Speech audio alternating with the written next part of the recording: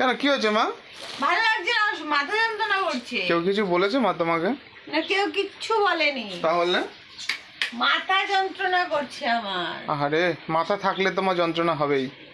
মা কি ব্যাপার মা, এই জায়গাটা তো ফাঁকা ফাঁকা লাগছে, কি ব্যাপার? মনসা গাছটা কাটা হয়ে গেছে আজকে, ঠাকুরমশাই সকালবেলা এসে পুজো করে হ্যাঁ হ্যাঁ, গাছটা কেটে দিয়ে গেছে।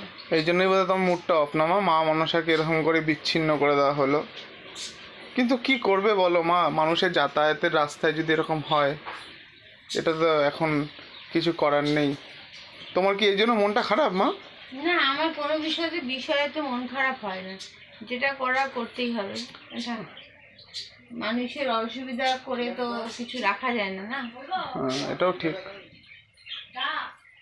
যাক, এই জায়গাটা কিন্তু ভালো লাগছে, ফ্রেশ লাগছে পুরো একদম করিডরটা। দেখি কেন কি করা যায়। ঠিক আছে মা, তুমি তাহলে মন খারাপ করো না, সাবধানে থেকো। আমি অফিসে গেলাম মা। হ্যাঁ, টাটা।